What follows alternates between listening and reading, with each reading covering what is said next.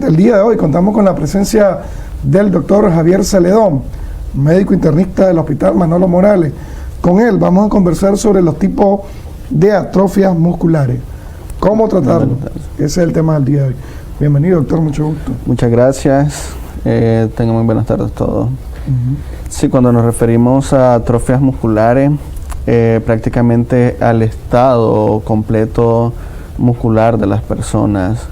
O sea, el estado de esto que puede ser agravado por múltiples patologías o puede ser algo fisiológico que de acuerdo a la edad, entonces va disminuyendo lo que es la parte de la densidad muscular como tal. Aquí tengo yo en una oración el concepto, doctor, de atrofia es el desgaste o adelgazamiento o pérdida del tejido muscular.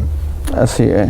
De hecho, cuando nos referimos a atrofia, porque puede haber alguna clasificación hipotrofia o atrofia, entonces son aquellos mecanismos o procesos en los cuales provoca que el ser humano vaya disminuyendo lo que es la masa muscular como tal. Por eso es que se influyen muchos mecanismos fisiopatológicos como la nutrición es un desencadenante de ello o la vejez como tal, pues. Cuando hablamos de atrofia, ¿en qué parte nos puede dar eso? ¿En los miembros superiores? Entonces, acordémonos que nuestro cuerpo prácticamente está compuesto de músculos en todas las partes. Hay lugares muy característicos, digamos como la parte distal de las extremidades, o ya sea superiores o inferiores. Entonces, muchas veces y en ocasiones, pues dependiendo del mecanismo de que este nos lleve, va a ser más prominente en miembros inferiores como tal. Pero como le digo, eso va a estar en dependencia del origen de esta.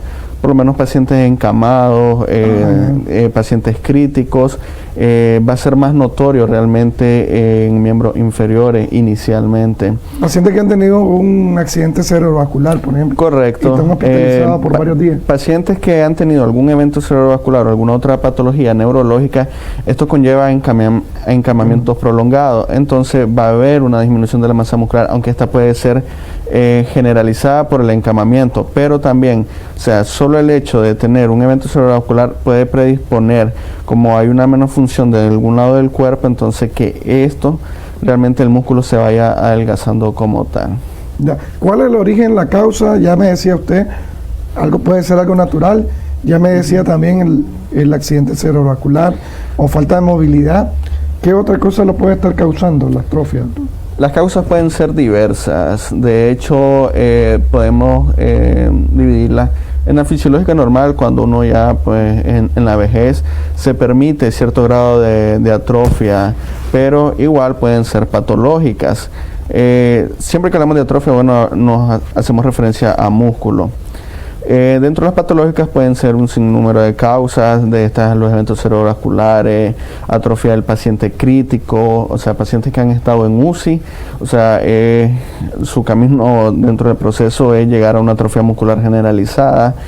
Enfermedades neurológicas como tal, por lo menos Guillain-Barré, miastenia, esclerosis lateral amiotrófica, o sea, un sinnúmero de factores que te pueden llevar a una atrofia muscular.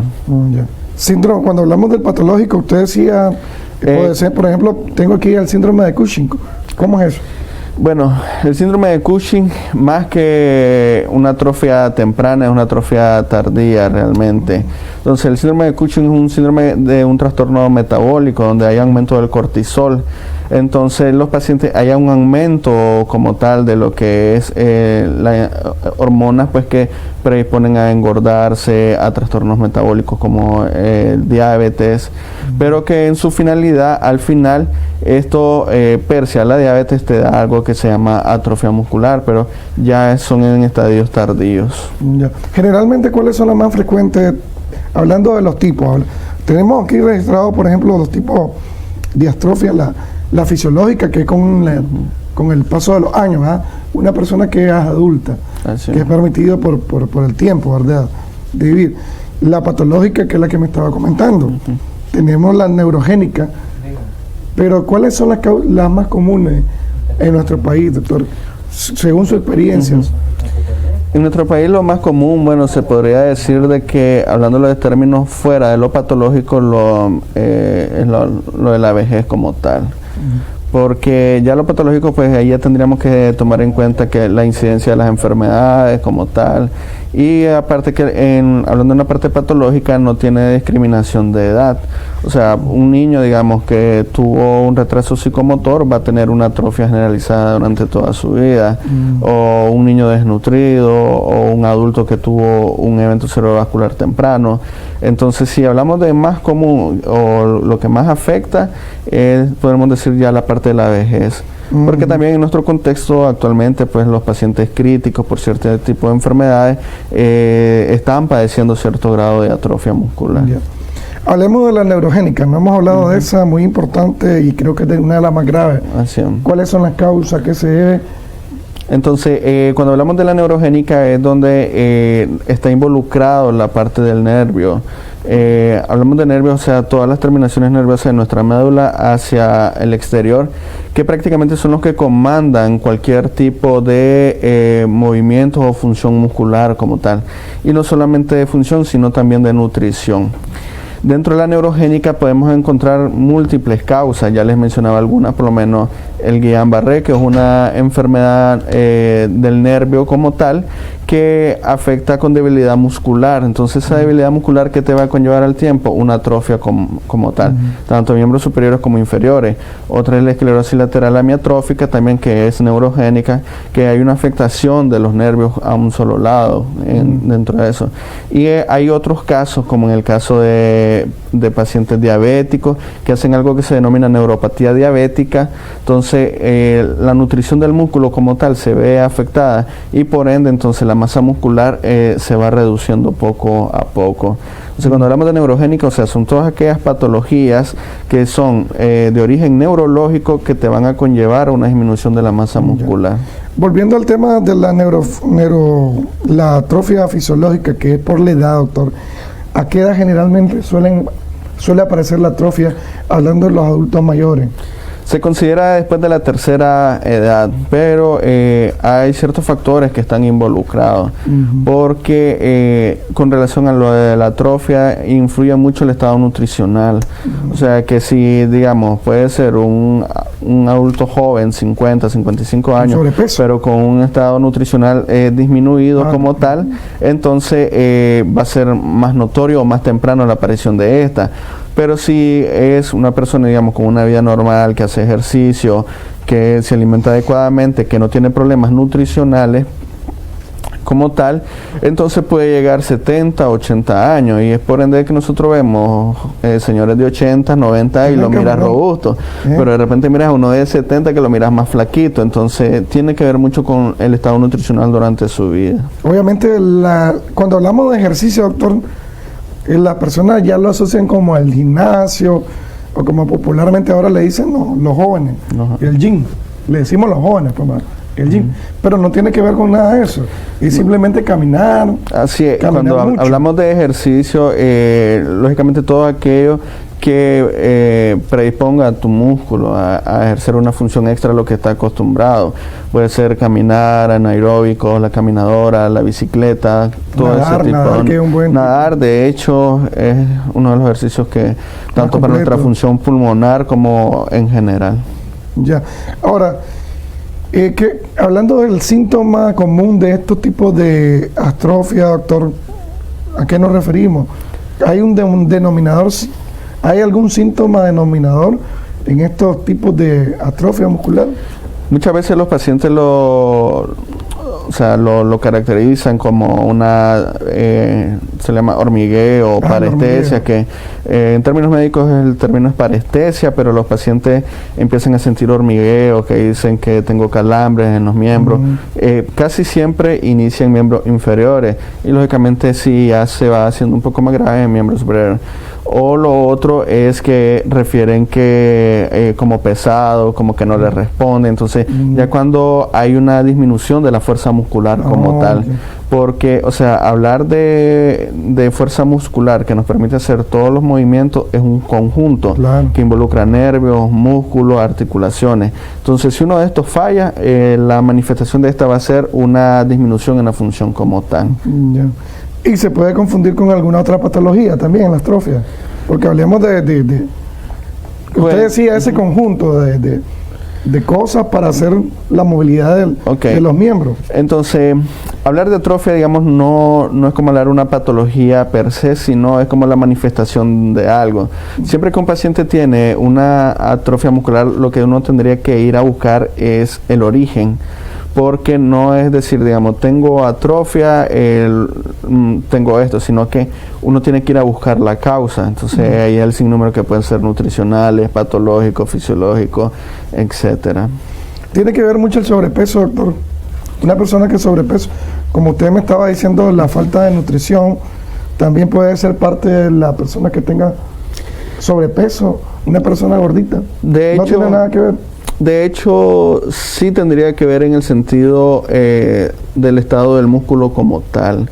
O sea, que muchas veces el músculo es cambiado por grasa, pero en términos de atrofia, cuando hablamos de atrofia es disminución. Disminución. O sea, sí que podemos ver a aquellos viejitos flaquitos, aquellos niños que dicen, mira, solo tienen los huesos. Entonces, más o menos para que nosotros nos orientemos, cuando decimos atrofia, es aquello delgadito. Ya hipertrofia como los que van al jeans. O sea que así es, por inflamación, pues, como tal. Y algunos usan algunos fármacos, concentrados. Usan esteroides o alguna otra sustancia que le da mayor masa muscular. Esa es la parte contraria. Por lo menos, si tú eres delgado y vas al gym, pues como comúnmente lo decimos, entonces tu músculo tiene que crear mayor fuerza muscular para poder soportar el trabajo que lo está exponiendo. Muy contrario a la atrofia. O sea, la atrofia es todo lo contrario, es disminución. Más flácido. Correcto. A propósito que tocó ese tema, estamos viendo en pantalla, miren, una persona con atrofia. Se miran delgadas, su miembro superior, que es el antebrazo. Así es. Está delgadito. Tiene una persona delgada y joven. Una atrofia generalizada. Si eso en el caso de una persona joven, ¿qué puede estar pasando ahí para que pueda tener? Hay patologías como el Guillain-Barré, el que me pensé, que es neurogénico, que puede dar una atrofia generalizada. También en pacientes, un ejemplo, que han tenido problemas neurológicos desde pequeños, como tal vez epilepsia o algún tipo de retraso psicomotor, entonces va a haber ese tipo de atrofia. Si se fijan en el caso, inclusive sus clavículas eran bastante prominentes, la masa muscular, o sea, se movía en relación al movimiento, o sea, no mantiene un tono como tal. Entonces, dispersa la piel. Correcto. O lo otro hay que ver de que son los pacientes que han estado críticamente enfermos, o sea, que han estado con intubación. Se dice que los pacientes críticos, 2 o 3 días, su masa muscular empieza a disminuir. Hacer ejercicio, ir al gimnasio para mantener esa masa muscular fuerte. Sucede lo contrario, doctor, cuando esta persona toma y no hace ejercicio. Puede desencadenar en una atrofia muscular, sabiendo que el concepto de atrofia muscular es músculo flácido, débil. Sí. ¿Puede desencadenar en eso? De hecho, sí, una de las consecuencias, digamos, las personas que practican mucho ejercicio, fisiculturismo o algo, que en este sentido empiezan a consumir estrógenos o proteínas como tal. Entonces llega un tiempo que, o sea, él tiene que mantener toda esa energía que estas sustancias le dan y por ende hay un aumento de la masa muscular. Pero ¿qué pasa posterior a eso? Cuando ya no hacen la misma intensidad de ejercicio como tal, entonces ese músculo vuelve a la normalidad, inclusive disminuyendo, porque es una normalidad alterada. Porque antes, o sea, su masa muscular estaba aumentada, entonces ahora se está reduciendo. Es por eso de que hoy en día, digamos, personas que practicaban mucho ejercicio en el gym dejan de consumir este tipo de sustancias o dejan de hacer ejercicio, es que tienen una piel más débil, se ve inclusive un poco más deshidratada, etcétera, pero es todo lo contrario realmente y no es conveniente. No es contraproducente la salud. Así es. Okay. Ahora también en esta coyuntura, doctor, usted me lo decía durante la pausa, personas que han sido intubadas por el proceso coyuntural del COVID-19, ¿verdad? También pueden desarrollar atrofia. De hecho, sí, es una de las complicaciones, creo que muy pocas veces identificado, menos temida, pero que siempre aparecen. Está descrito que pacientes, digamos, 2 o 3 días posterior a una intubación por una enfermedad grave, en este caso el COVID-19, no solamente por COVID, sino por cualquier otra causa, sí cabe señalar, entonces su masa muscular ya empieza a disminuir y es algo en lo que nosotros como médicos debemos de incidir siempre. El estado nutricional del paciente crítico, porque la atrofia muscular es algo que no se puede dejar a un lado, porque ¿qué pasa? Como un paciente críticamente enfermo está consumiendo todas sus proteínas, y ahí donde nosotros dentro del tratamiento para evitar este estado es donde la dieta va a base de proteínas, carnes rojas, todo aquello que nos aumente las proteínas y poder mantener una masa muscular adecuada. Sana. Ok. Ahora, hablando del diagnóstico, ¿cómo diagnosticar a una persona que puede tener atrofia? Para ser preciso y no confundirse con otra patología. De hecho, cuando hay lugares pues que se miden los índices musculares como tal, pero en nuestros casos pues realmente es lo más acertado, se hace a base de clínica. O sea, realmente hay áreas específicas que nosotros inclusive podemos valorar, digamos las manos, etcétera. Cuando hay una disminución de estas, es notorio. Pues. Es visible. O sea, al médico se le hace fácil determinar. Lógicamente esto lo vamos a ver, lo vamos a complementar con disminución de proteínas en sangre, etcétera. Pero el diagnóstico es clínico, no necesitamos un estudio extra. Nada. No necesitamos ningún estudio extra para dar un 100% de aprobación de que tiene una atrofia muscular. ¿Cómo tratarlo? La pregunta principal, doctor. Ya usted me decía con la nutrición, muy importante, ¿verdad? Decía las carnes, los alimentos saludables con mucha fibra, obviamente, ¿verdad? Correcto. Pero ¿cómo tratarlo en el caso farmacológico? Bueno, de hecho, el tratamiento de la atrofia muscular siempre debe ir en busca de la causa. Un tratamiento como tal, digamos que te voy a dar una píldora y que eso va a aumentar tu masa muscular, pues realmente no. Es identificar la causa y detenerla.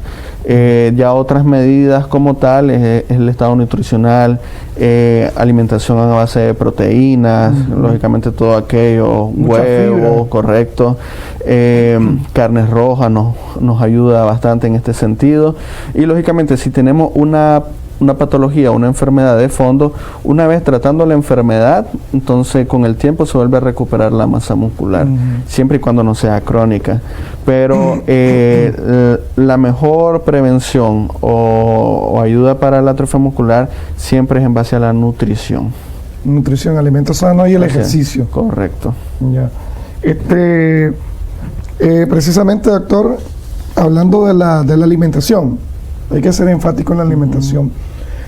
Aparte de las carnes rojas que usted decía, ¿qué otro tipo de alimentos también podemos hacer que contengan fibra y que puedan fortalecer nuestra masa muscular?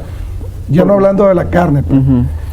La alimentación a base de carne pues, es una de las más importantes, pero también se pueden utilizar batidos que de hecho ya vienen preparados, el consumo de huevo, o sea, mucha gente como que sataniza el huevo. Que tiene mucho colesterol. Sí, mucho colesterol, pero no, nada que ver, realmente las concentraciones son mínimas.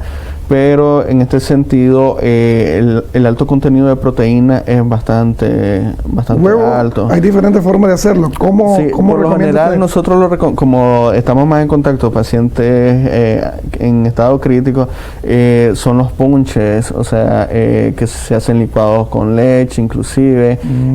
Existen concentrados o preparaciones de leche a base de proteínas. Entonces que todo este conjunto nos ayuda realmente a complementar nuestra alimentación, asociado lógicamente a carnes, pescado, carnes rojas, o sea, pollo. Entonces, todas estas cosas complementan nuestra nutrición a base de proteínas.